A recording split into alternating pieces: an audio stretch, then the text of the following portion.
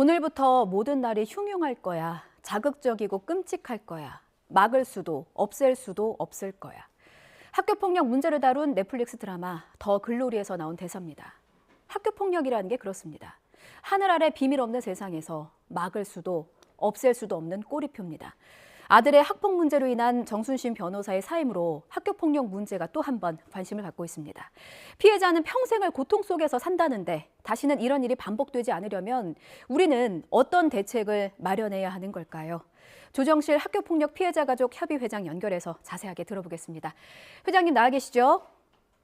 네, 안녕하세요. 예. 학교폭력 피해자 가족협의회 조정실입니다. 예, 아침 일찍 연결 감사드립니다. 주말 사이에 이제 문제가 불거졌습니다. 정순신 변호사의 아들의 학교폭력 문제 소식을 좀 듣고서 마음이 좀 무거우셨을 것 같았습니다. 어떤 심경이셨어요?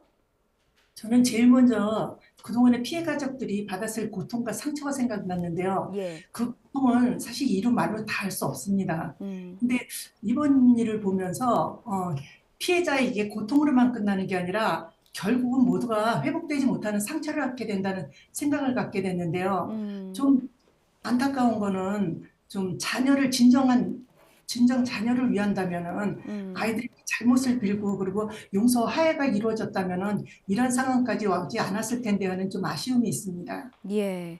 가장 먼저 피해자와 피해자 가족을 이제 언급을 하셨는데요. 피해자가 겪었을 고통이 어느 정도인지 좀 짚어보도록 하겠습니다. 조심스럽게. 자, 정 변호사 아들과 피해자는 같은 학교, 기숙사 학교였습니다. 같은 방에서 생활을 했고, 돼지, 빨갱이, 더럽다. 이런 좀 이게 입에 담기 어려운 언어 폭력이 있었습니다. 피해자는 극단적인 선택까지 시도한 것으로 알려졌는데 이 같은 학교 폭력이 기숙학교라는 그 특징 때문에 고통이 더 심했을 것 같은데 어떻게 보셨나요? 이게 가해한 학생은 장난이나 재미로 할 수 있다 그러지만 이 피학생 당하는 피학생은 이거 얼마나 모욕적일까요? 예. 더군다나 친구들 앞에서 그랬다는 거는 아이한테는 정말 죽음보다도 더한 고통이거든요. 음. 그래서 이 청소년 아이들 볼 경우에는 이 학교 폭력으로 고통으로 인해 어떻게 보면 죽음으로 벗어나려고 할 정도로 아주 되게 고통스럽거든요.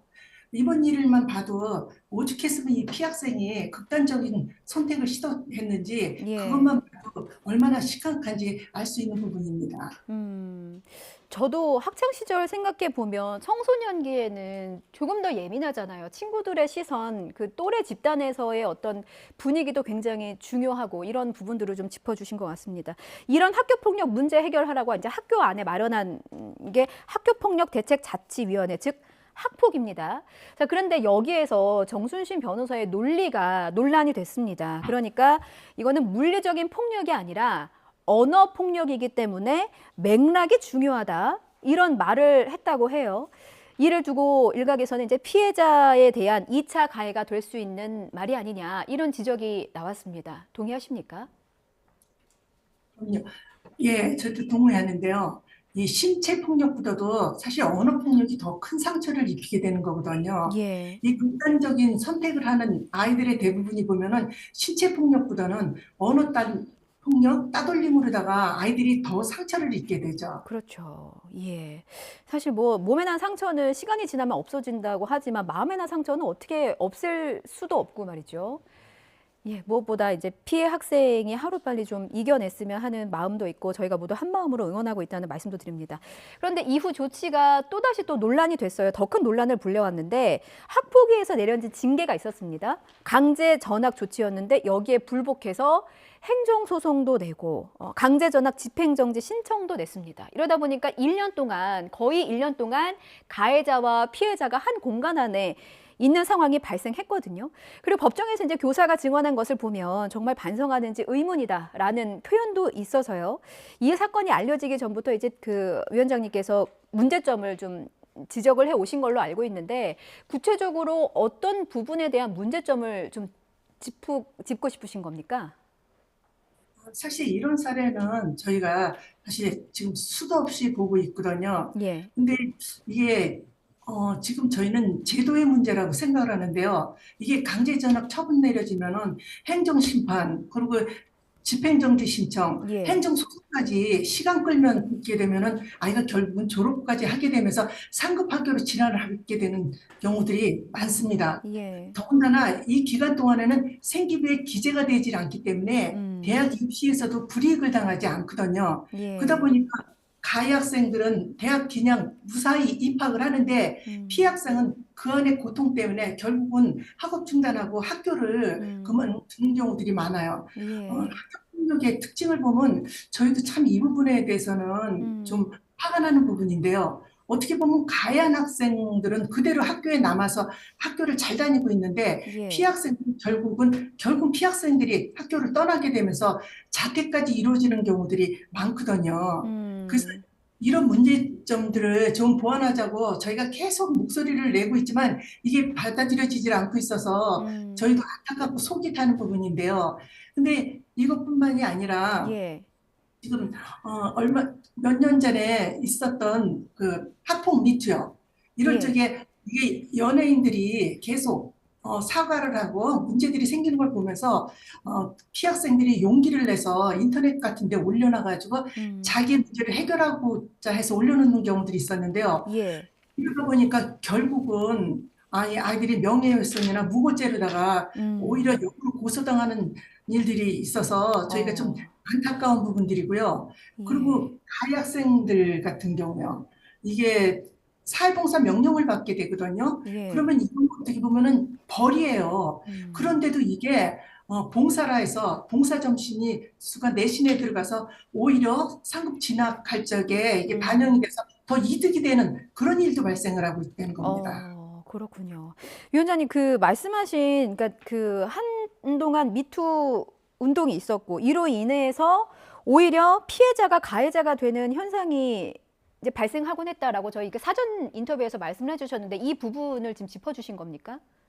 네네. 지금 사실적시 명예훼손이라 해서 예. 이런 소송 사건들이 지금 많이 저기 걸려 있어서 피해 어, 부모님들이 고통을 당하는 거를 지금 볼 수 있습니다. 그렇군요. 지금 또 하나의 문제가 되는 게 이제 이게 학폭에서만 끝나지 않고 법정으로 가는 경우가 굉장히 많다고 해요. 그래서 법원이나 로펌에서는 전담 조직이 생길 정도인데 실제로 학교 폭력이 법정 다툼으로 가는 경우가 실제 현장에서는 얼마나 이루어지고 있습니까? 저희가 아예 현실을 좀 몰라서요. 현재 이런 사건들이 예. 참 많이 지금 발생을 하고 있는데요.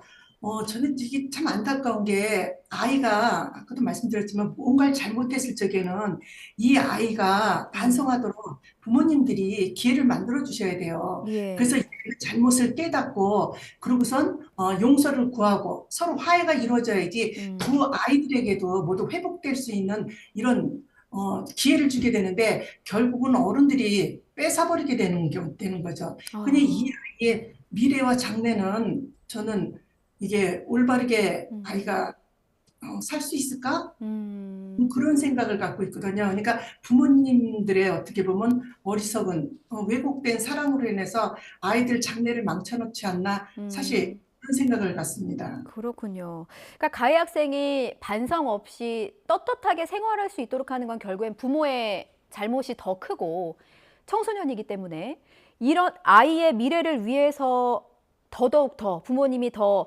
잘 지도하고 이끌어야 된다라는 부분을 좀 짚어주셨습니다. 제가 앞서 더글로리라는 드라마의 대사를 잠시 읊었는데 피해자에게는 정말 가혹한 현실인 경우가 많더라고요. 앞서 말씀하신 것처럼 1학년 때부터 학교 폭력을 가하던 가해자는 이제 고3이 돼서야 전학을 했고 명문대에 진학을 해서 너무나 잘 살고 있다는 점, 피해자는 계속해서 고통 속에 시달리고 있다는 점이 굉장히 가슴 아픈 부분인데 앞서 학부모님의 역할을 말씀해 주셨는데요. 제도적으로는 근본적으로 그러면 어떻게 바꾸면 좋을까요?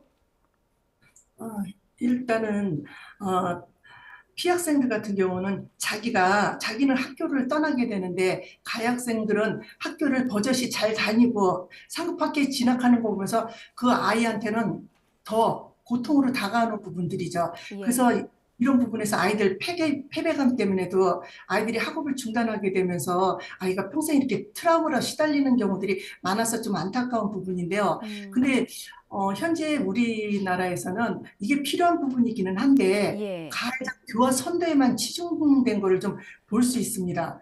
이 음. 피해자 보호 지원에 대해서는 전혀 지금 이루어지지 않고 있다고 봐야 되는데요. 어, 특히 이제 가해자 특별교육기관 같은 경우에는 보통 6천 개가 넘거든요. 예, 근데 피해자 전담 기관은 149개로 지금 나와 있는데요. 이것도 보면 피해자만 전담이라고 할 수 있는 기관이라고는 볼 수 없고요. 예, 그리고 특히 기숙형 피해자 전담 치유시설인 해맑음센터가 지금 음, 전국에 딱 하나밖에 없습니다. 어, 그런데 그마저도 지금 위기 상황에 놓여 있는데요. 예, 그리고 이런 부분에서 또 저희가 또 하나 아쉬운 부분은 네네, 이 가해 학생들 같은 경우에는 의무적으로 특별교육 기관을 안내하게 돼 있거든요. 예, 근데 사실 피해 학생도 이게 안내하게 돼 있는데 음, 이런 피해자 정보와 시설에 대해서 전혀 지금 안내가 잘 이루어지지 않고 있다는 부분입니다. 그래서 음, 저희는 지금 가장 좀 시급한 부분으로는 피해자 보호 지원에 좀 관심과 지원이 음. 아주 급하다고 시급하다고 생각을 합니다. 예. 회장님 끝으로요. 우리 사회가 학교 폭력을 대하는 인식이 아직은 좀 애들 싸움이 아니냐. 조금 더 그 현실을 직시하고 심각하게 바라봐야 한다는 여론도 있어서요. 어떤 식으로 인식을 좀 바꾸면 좋겠습니까? 마지막으로 한 말씀 부탁드립니다.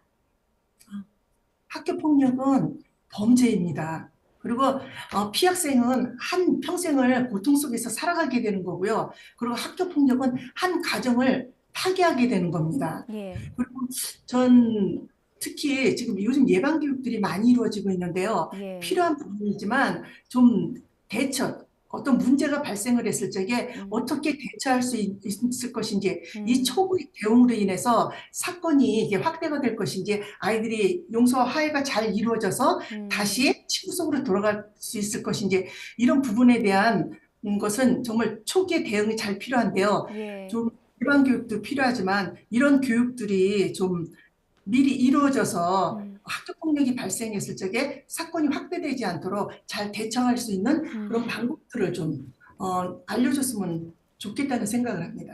예, 알겠습니다.